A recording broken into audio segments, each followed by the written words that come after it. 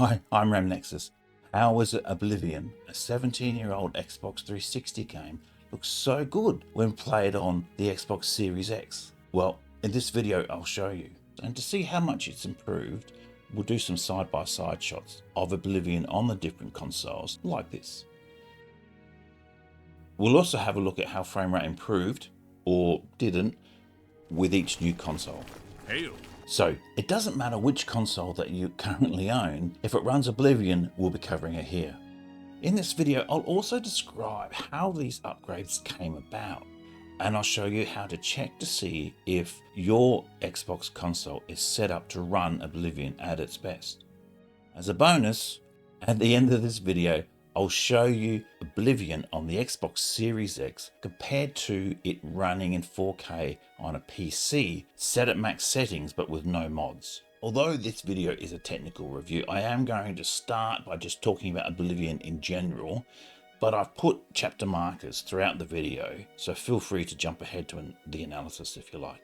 So that's the outline to this video. If it sounds interesting, please consider giving me a like.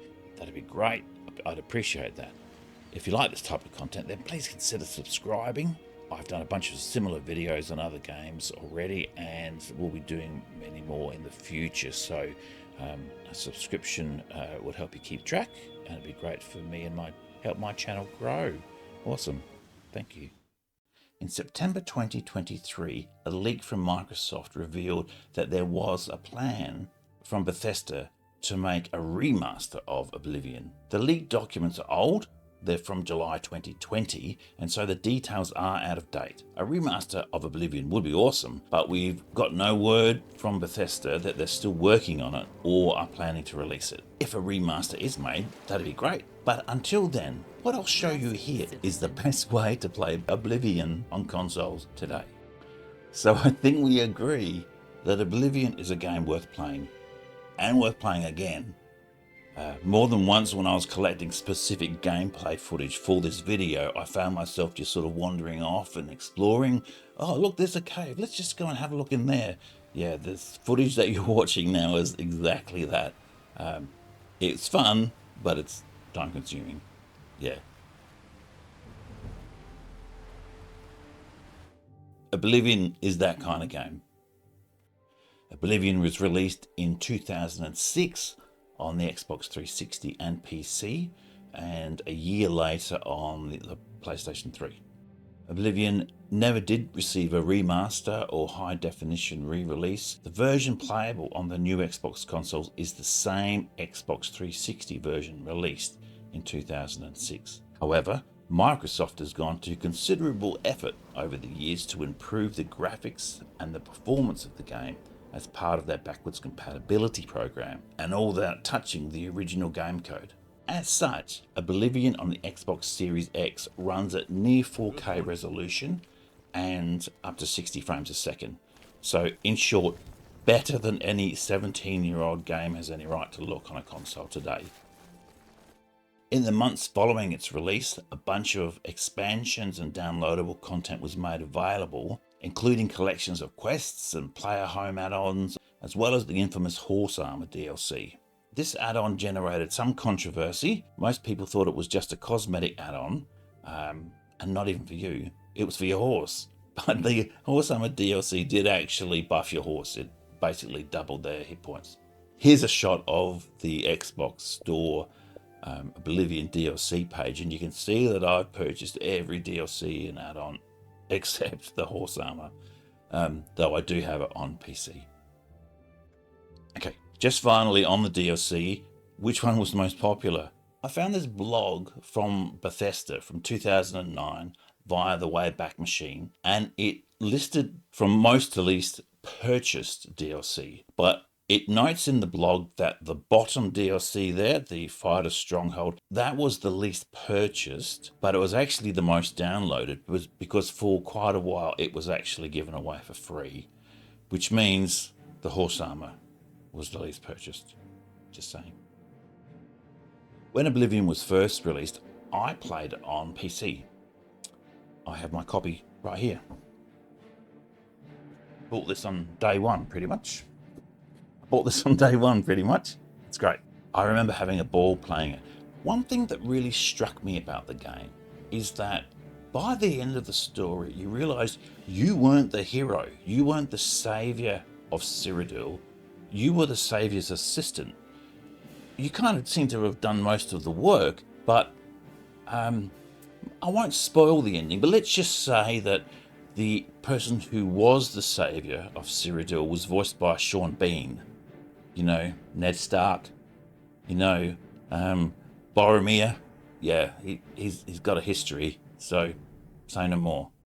After I'd read about all the improvements that had been made to Oblivion on Xbox consoles, I decided to embark on replaying the whole game, all the expansions and DLC. And at the end of 2022, the last day, by the looks of it, I did just that.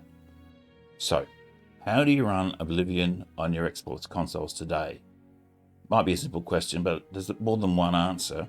It is good to know that if you own a 360 version of Oblivion on disc, you can still use it in your Series X, One X or Xbox One console without issue. However, just be aware that for these consoles, it actually just reads the disc and then tells you it needs to install an update. So calling it an update is a bit cheeky because it's actually the entire game, or 6-7 gigabytes of it. It's all downloaded from Microsoft servers. It doesn't install anything off the disc. The disc is just used for copy protection, which means if you're playing the game off the disc, you still need to have the disc in the drive every time you play. It is perhaps no surprise to hear, since Microsoft now owns Bethesda, that Oblivion is available on Xbox Game Pass.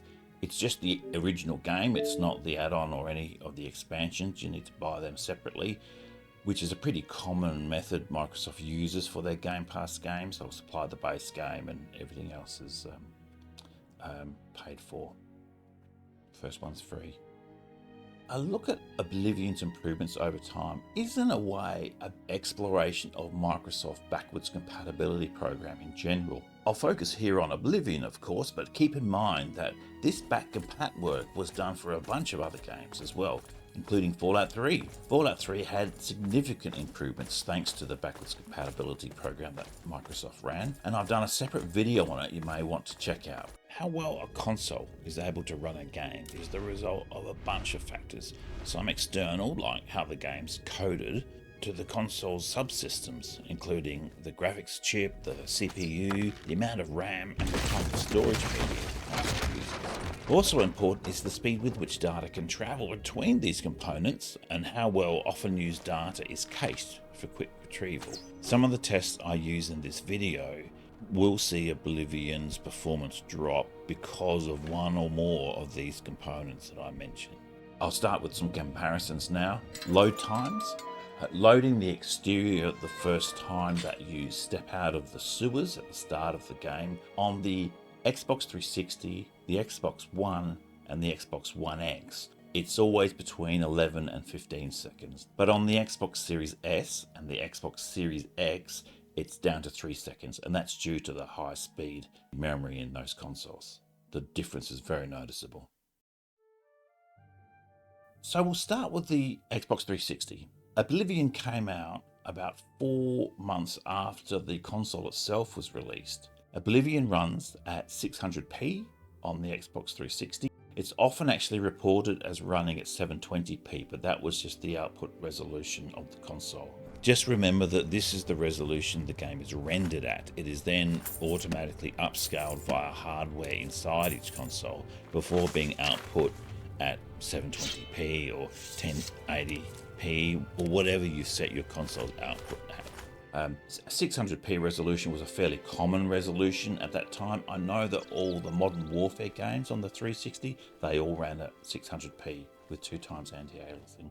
As far as performance goes, on the 360, the game aimed for 30 frames a second, and I have some analysis that shows that it could hit 30 frames a second, as you can see here, which is indoors, when there's not many people around and not much to draw. But in general, this was an aspirational target. Even just this mundane walk inside Coral up a hill shows that the 360's frame rate is taxed. One thing I will say, I am very surprised to have not found any screen tearing on Oblivion on the 360. So in my previous video on Fallout New Vegas, I show some still shots, and I'll show them here, of very egregious screen tearing on the 360. And New Vegas uses a newer version of the same game engine that Oblivion was created on. But no matter what I did, I could not find any screen tearing on Oblivion, which is impressive, I have to say.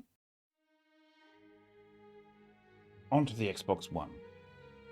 The first improvement to Oblivion came about after the release of the Xbox One, which was 2013. A backwards compatibility program was started by Microsoft in 2015. No Xbox 360 games would run natively on the Xbox One. The underlying hardware between the different consoles was very different. So Microsoft set up their own backwards compatibility team and repackaged many 360 games with a software emulation wrapper. The games themselves were untouched from the original 360 version, but the emulation wrapper allowed the Xbox One to read and run the games. I have to commend Microsoft on the efforts they made on this.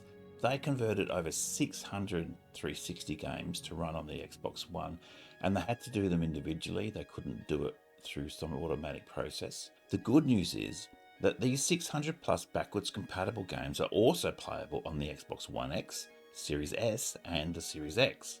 I make use of this Back-Compat feature a lot. It's great. And although both Sony and Nintendo do have a history of backwards compatibility with some of their older consoles, they now seem to have chosen to charge for re-releases of their older titles, which is good for business, and that's what they are, they're businesses, but it's not what I'd call customer friendly to have to repurchase a game that you already have just to play it on a newer console.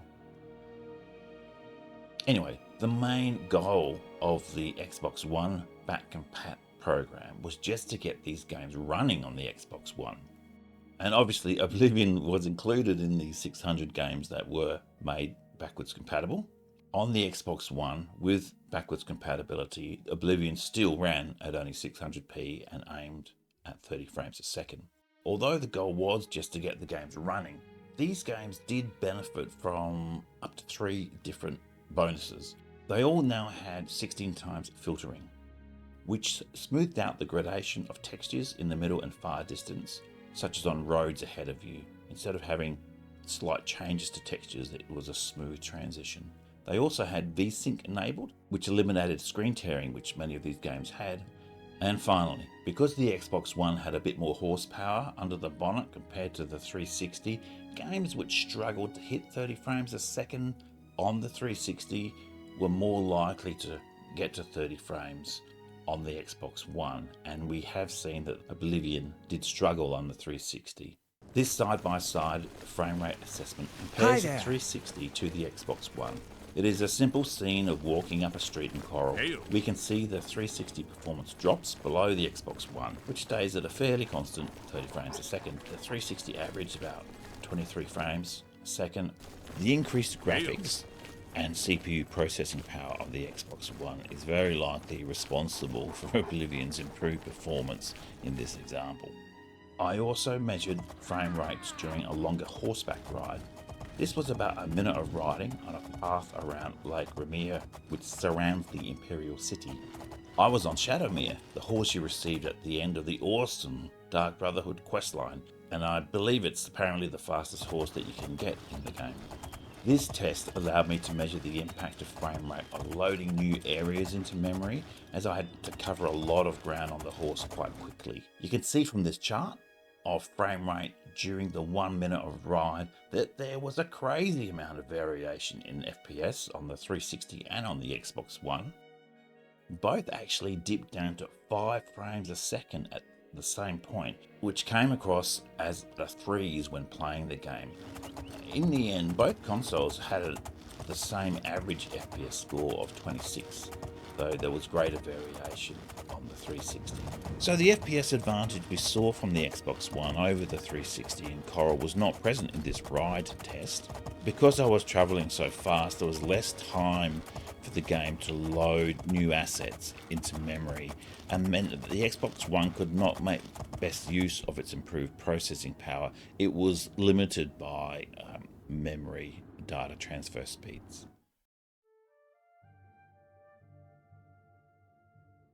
Onto the Xbox One X then. The second improvement to Oblivion came about after the release of the Xbox One X in 2017. Oblivion was one of about 40 360 games that received some special treatment from the Microsoft's backwards compatibility team and was given an Xbox One X enhanced mode. This meant that when played on the Xbox One, the graphics of Oblivion was improved significantly. The main improvement with the One X enhanced mode was that resolution increased from 600p to 1800p. This was a 3 times increase in the original resolution on both the X and Y axes, meaning Oblivion would now be running with 9 times more pixels on the screen than on the previous consoles. Sure, 1800p on the Xbox One X is not quite 4K, but it's quite close, and the improvement in resolution is very noticeable. VSync and 16 times filtering are still in place on the Xbox One X due to the additional horsepower that the One X brings with it. For many games there was improvements to frame rate. On one side of the screen, I'm about to show you Oblivion running on the Xbox 360. And on the other side is Oblivion running on the Xbox One X in One X enhanced mode. I set both consoles to output at 720p. This means any benefits of improved resolution from the Xbox One X are minimized. I'm doing this to try and highlight the benefits to the game from the Xbox One X enhanced mode beyond just the resolution, to see if any improvements in texture filtering are noticeable.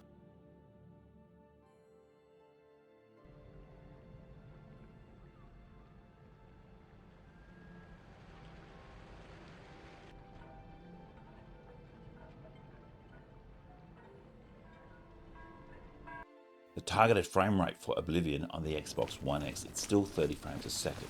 Hi there. Here's a 3-way FPS comparison of the 360, Xbox One, and Xbox One X.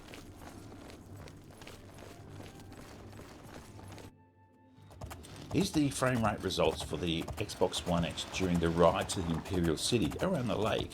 Again, it sticks closer to 30 FPS than the older consoles, but still has significant dip when new terrain is loaded.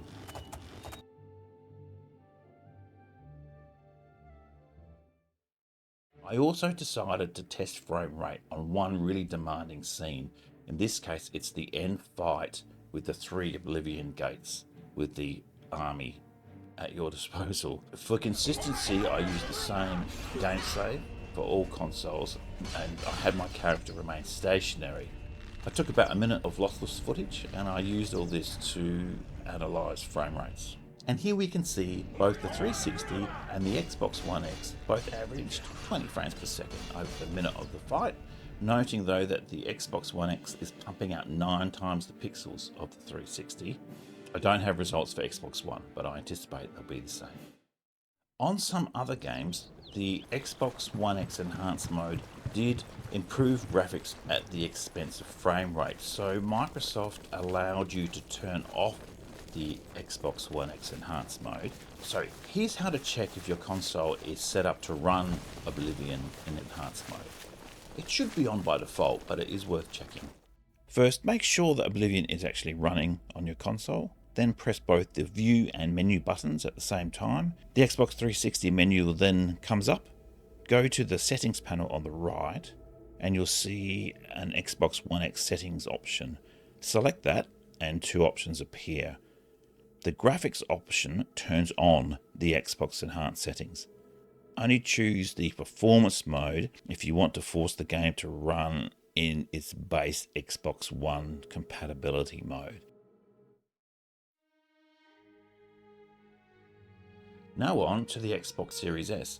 The Series S runs Oblivion in Xbox One X enhanced mode, though with a couple of differences. The Xbox Series S doubles the resolution of the 360 game, so it outputs Oblivion at 1200p. Note that this is actually a lower resolution than the Xbox One X, which could do 1800p. The big advantage of the Series S, though, is that it can run Oblivion at up to 60 frames a second thanks to Microsoft's FPS Boost feature, whereas the Xbox One X can only hit 30 frames a second. FPS Boost is only available on the Series consoles. It does not support all backwards compatible 360 games, and it is not always enabled by default. So it's always best to check that it is on, and here's how you do that.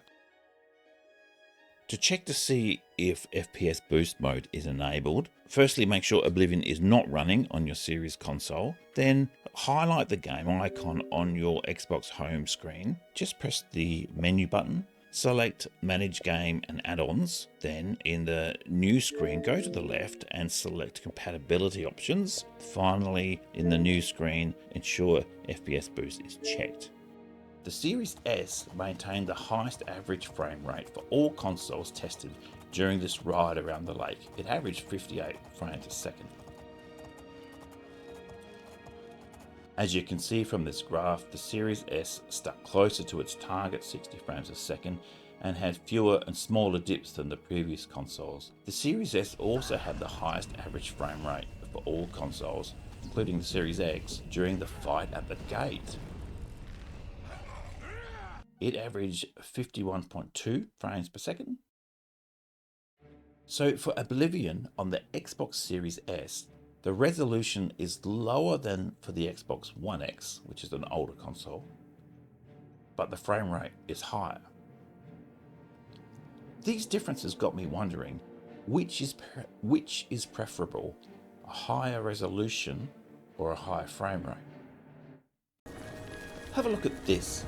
On the left is the One X running at only 30 frames a second, but at 1800p. Looks like you're on the right is the Series S, running at 60 frames a second, but at only 1200p. Good morning. Sorry the videos are not properly synced, that's just a bit too hard to do. This is also perhaps not a fair comparison, as one of the benefits of high frame rate I find is improved sense of control and responsiveness of the game, which you aren't going to get by just watching this video. So this will have to just come down to personal preference. So what's yours? Frame rate or resolution? Let me know in the comments, frame rate or resolution.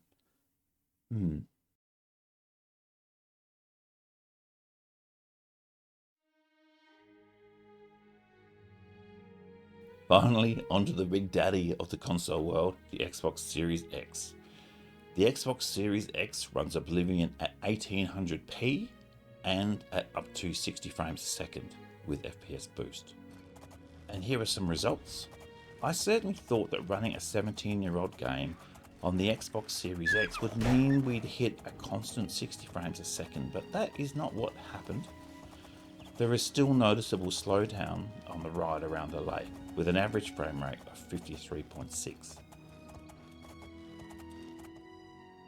During the fight at the gates, the Xbox Series X also failed to hit 60 frames a second. It averaged only 46.8. So why doesn't the Xbox Series X hit 60 frames a second in this complex scenario? There may be some bottleneck in the Series X architecture when running the 360 emulation mode. Just remember that the Series X version of the game is running 9 times the number of pixels on the screen for each frame compared to the original 360, and it's also running at up to double the number of frames per second. So at most it's actually generating 18 times more pixels every second than on the 360. Another question which came to mind when I was doing all these analyses is, what if you turned the Xbox One X enhanced mode off, but you kept FPS Boost on? Now you can do this, so I did. At this point I concede I am starting to feel a bit like a mad scientist, but I did run some numbers and it came up with an interesting result. Turning Xbox One X enhanced mode off forces Oblivion to run just as it would on the base Xbox One, so at 600p and 30 frames a second maximum. But keeping FPS Boost on should increase that frame rate up to 60 frames a second, right? Well, look at this. In the most taxing test setting in the game, I found frame rate stuck to 60 frames a second, except during these odd repeating dips that you can see. Now, my character's not moving, and I don't think the dips coincide with any appearance of new monsters through the Oblivion gates.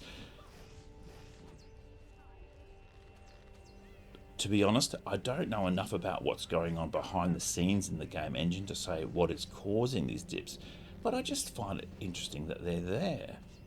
I'm very keen to hear your thoughts on what might be causing them, and I ask because if this is a result of a load on the CPU, then it is likely present in pretty much all the frame rate testing I've been doing, but perhaps masked at times by graphical requirements. One of the great advantages of Xbox consoles is that I was able to use the Xbox Cloud Save feature to share the same game saves between the consoles. I was able to transfer these save games to the PC as well. So things are looking good for Oblivion on the new consoles. Each console brought with it an improvement of some kind, with the Xbox Series X providing the best of both worlds, high frame rate and high resolution. When played on the Series X, the game looks good and plays really well, though it should be noted that the Series S frame rate often did exceed that of the Series X, and that was because it was running at a slightly lower resolution than the Series X. There are some limitations to this backwards compatibility program though. There are some limitations based on the game engine which no amount of GPU or CPU power could overcome. I know the enhancements to the game touch graphics and performance, but they could not touch the original game code. Non-graphical issues such as character animation and NPC AI are obviously not touched with these enhancements. One limitation in the game engine, still evident in the enhanced versions of Oblivion, is draw distance. Objects pop into view as you walk towards them. This is the same on all Xbox consoles, and the pop-up is at the same distance for all consoles. Unfortunately, the pop-in is quite close to the player and it's quite noticeable. I find it quite distracting, to be honest. The close-in draw distance is probably the best indicator that this is a 17-year-old game running in enhanced mode on a new console. I've called this the PC corner. So even though this video is mainly on the Xbox, I'm touching on PC because I know a lot of people play this game on PC as well. Fun fact, this is my original PC version of the game. When I started making this video, I did not have a version of Oblivion installed on my PC, so I took the disk out of here, just for something to do, put it into the disk drive of my PC, it installed the game and ran without any issues or error messages. I'm quite amazed. I'm pretty sure there are not many 17-year-old disk-based Windows games that you can just pop into your PC and run on Windows 11 nowadays. I was quite amazed, and it wasn't patched either. Unless Microsoft's backwards compatibility program is now including Windows 11, which is of course possible. Anyway, it was just a fun fact. So although this video is really about the Xbox, I thought I'd add that if you have a hankering for playing Oblivion on PC and are looking to purchase it, the version to get is the Game of the Year Deluxe Edition, which you can get from GOG or Steam. The Deluxe Edition is the only version that has all the DLC. The non-deluxe Game of the Year version doesn't have everything. I mention it because it was a little bit ambiguous in the storefronts. Now, I'm not going to do a performance analysis because my PC is almost certainly not going to be the same specs as your PC, but what I will do is show you the graphics quality. I'll show you how my PC running Oblivion in 4K at max settings, but with no mods installed or any INI tweaks, how it compares to the same scenes on the Xbox Series X. These are my PC specs.